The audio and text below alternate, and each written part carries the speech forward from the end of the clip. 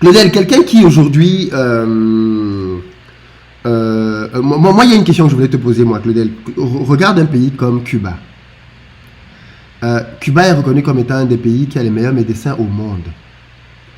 Petit Oui, Cuba. Ce truc-là me choque beaucoup parce qu'en fait, je me dis, le cas de Cuba prouve que l'Afrique est en train de passer à côté de choses qui étaient accessibles quand même.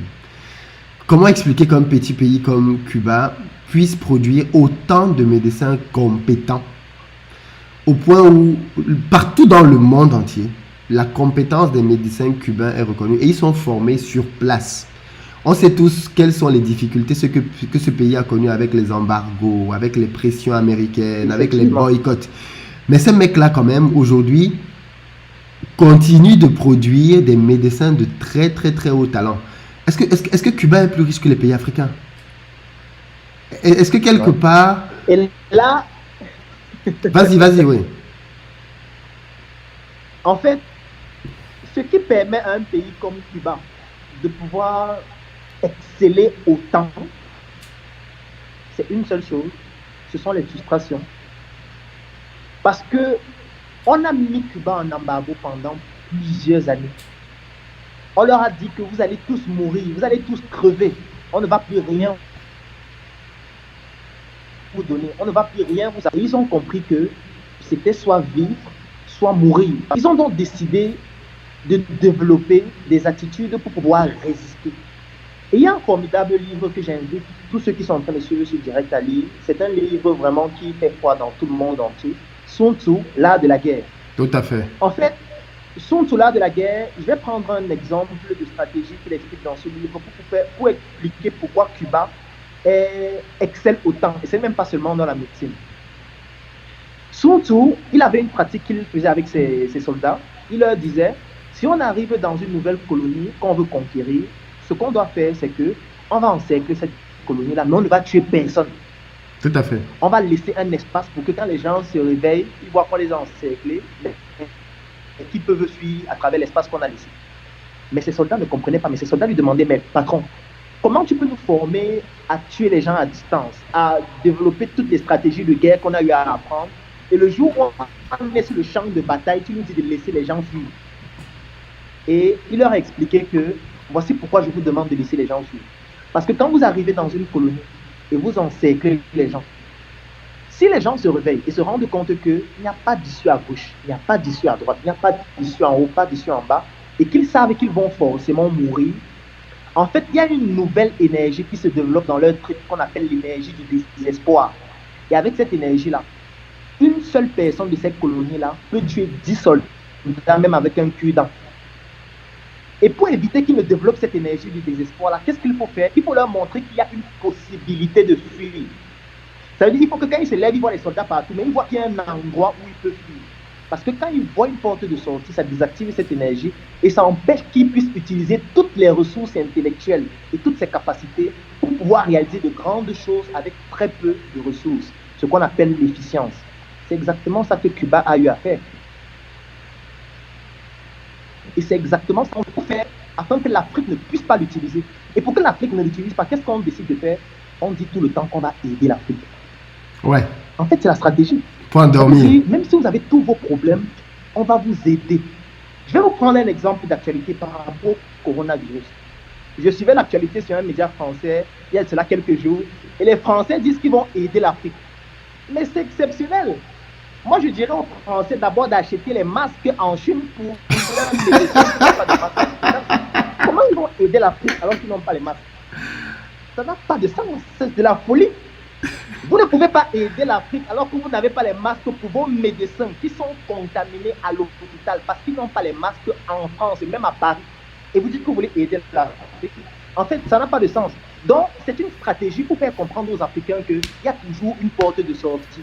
Malgré votre misère, malgré le sida, malgré tout ce que vous avez, ne développez surtout pas cette énergie de désespoir-là. Restez là, on va toujours vous aider, on va vous envoyer les médecins, on va vous envoyer la nourriture. Ne produisez pas, ne faites pas l'agriculture, ne faites rien. En fait, Cuba n'a pas bénéficié de ça, donc ils ont développé cette énergie du désespoir qui fait en sorte qu'aujourd'hui, ils envoient des médecins aider l'Italie.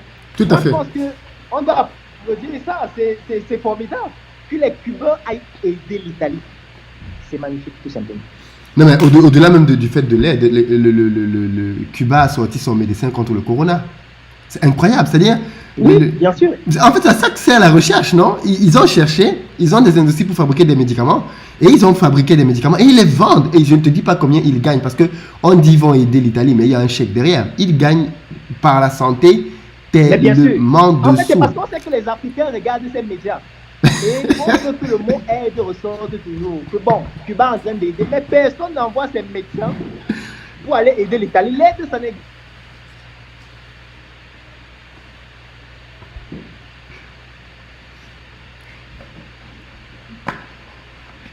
pas parce que l'État médecin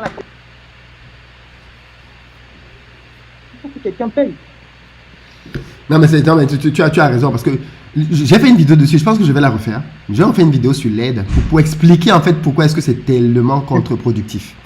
C'est tellement contre-productif. D'un, parce que ce n'est pas vraiment de l'aide. Parce que il faut bien comprendre pourquoi est-ce que la plupart des Blancs, permettez-moi l'expression, la plupart des Blancs que l'on voit en Afrique vivent bien par rapport au niveau de vie locale. Eh bien, parce que on te donne à droite et on récupère à gauche.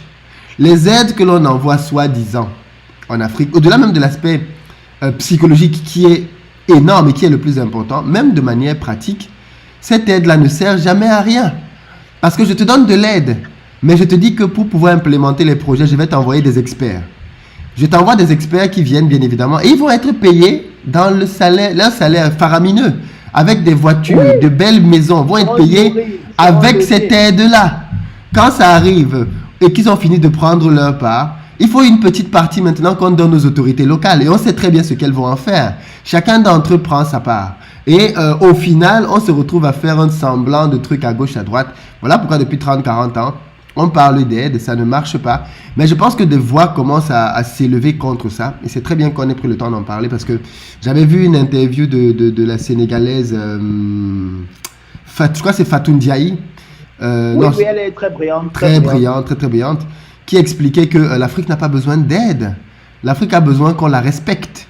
C'est tout. Tout simplement. C'est tout. On la respecte et on traite avec elle d'égal à égal. On signe des partenariats. Elle a besoin de partenaires, de personnes pour pouvoir coopérer ensemble.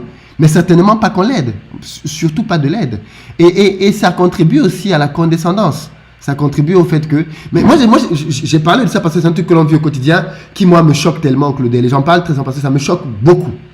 Moi, j'ai ici autour de moi beaucoup de gens que je connais qui sont américains, australiens, canadiens, allemands, anglais, européens. Claudel, ces enfants-là ont des enfants qui naissent en France. D'accord? Mais leurs enfants sont américains. L'enfant est né en France, il n'est même jamais allé aux États-Unis pendant 4-5 ans. On ne te dira jamais que l'enfant est français. L'enfant est américain, mais il est né en France.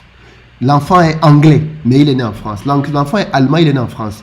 Dès qu'un Africain fait un enfant en France, tout de suite il est français. Ouais, direct. C'est-à-dire, et il n'y a que nous, en plus on se vante de ça, quoi. C'est-à-dire, mais c'est tellement ancré en nous que on a tellement acquis la mentalité de se dire que ce qui est chez les autres est mieux que chez nous, que on a fini par penser. Tu sais, j'avais écouté je crois que c'est Maurice Kamto dans une interview qui expliquait pourquoi est-ce que le principe de la non-double nationalité au Cameroun. Et il expliquait que de beaucoup de pays africains, parce qu'à la base, beaucoup de pays africains n'ont pas de double nationalité. Et il expliquait que et beaucoup de nos parents, de nos grands frères, qui sont venus en France dans les années 60, refusaient les nationalités européennes. On les suppliait. Prenez la nationalité belge, prenez la nationalité française. Et ils disaient non merci, je suis camerounais. Non merci, je suis congolais. Non merci, je suis ivoirien. Je n'ai pas besoin d'une autre nationalité. Parce qu'il dit que à l'époque, quand la double nationalité quand le principe de la non-double nationalité avait été créé, ça partait du principe que c'était un tel privilège d'être camerounais, togolais, ivoirien. C'était un privilège tellement grand que c'était un privilège qu'on ne partageait pas. Donc il y avait une telle fierté que On se disait, non, c'est tellement un privilège qu'on ne le partage pas. De nos jours, c'est totalement l'inverse. C'est Wow. Ça a disparu. complètement disparu. Et tu verras que des pays, malheureusement, plusieurs de nos pays vivent encore aujourd'hui sur des choses qui avaient été bâties par cette génération-là. Malheureusement, c'est-à-dire un pays comme le nôtre, la plupart de nos industries ont été faites à cette époque-là, la plupart des usines même Bien sûr. ont été faites à cette époque-là, et il y a un vrai switch de mentalité. Or, à l'époque, et ça je pense que tu as peut-être dû le dire aussi quelque part un jour dans tes trucs, mais des pays comme le Cameroun prêtaient de l'argent à la Corée du Sud. Oui. Des pays comme le Ghana prêtaient de l'argent. Le Ghana prêtait de l'argent aux dragons asiatiques. Et aujourd'hui, 60 ans plus tard, on voit là où les uns et les autres sont, quoi, à cause des politiques qu'ils ont menées. Donc, ben écoute, je ne sais pas si tu veux redire quelque chose là-dessus, sinon on va prendre un dernier axe pour sortir Non, avec d'autres questions rapidement. Je pense que tu as dit l'essentiel et ça a été très bien dit. Il faudrait juste que cette fierté-là puisse se retrouver à nouveau. Et pour compléter, ce que tu as dit, c'est que pour qu'on nous respecte dans ce monde capitaliste, il faut qu'on ait de l'argent. C'est tout ce que je peux dire. C'est ça. Il faut qu'on ait de l'argent. Et le potentiel y est, quoi. Je pense que tu avais bien mis en évidence le fait qu'une structure comme Orange Money est arrivée et en quelques mois, ils ont collecté des milliards dans un continent où il n'y a pas d'argent. C'est bizarre, n'est-ce pas? On nous fait croire qu'il n'y a pas d'argent. Moi, j'aime bien dire ça. À force de véhiculer l'image de l'Afrique pauvre, je pense que ce qu'on a réussi à faire, c'est de faire croire aux Africains qu'il n'y a rien d'important ni de bien chez eux. En revanche, ce qu'on ne montre pas, parce qu'on parle tout le temps de l'immigration, des Africains qui veulent fuir le continent, ce qu'on ne montre pas, ce sont les vagues d'étrangers qui viennent en Afrique. Qui pour venir en Afrique, tout le temps. On ne montre pas tous ces gens-là. Mais qu'est-ce qu'ils viennent donc tous faire dans des pays dans lesquels il n'y a rien? Où il n'y a pas d'argent, où c'est pauvre. C'est incroyable. Si tu as aimé cette vidéo, alors tu vas adorer mon coffret VIP. Le coffret VIP, c'est 200 heures de vidéos, 17 formations pour te permettre de plonger en immersion dans l'univers entrepreneurial et développer tes performances. Et ce n'est pas tout, parce que ce coffret VIP te donne aussi droit à une adhésion de 3 mois dans le Claudel Nubissier Business Group, qui est un groupe business qui comporte plus de 1000 membres pour te permettre de gagner des marchés, trouver des partenaires et même des investissements dans tes projets. Si tu es intéressé par cette opportunité, clique sur le lien dans la description de cette vidéo ou tout simplement contacte-nous afin de pouvoir bénéficier de cette opportunité exceptionnelle. Rendez-vous dans le Claudel Nubissier Business Group.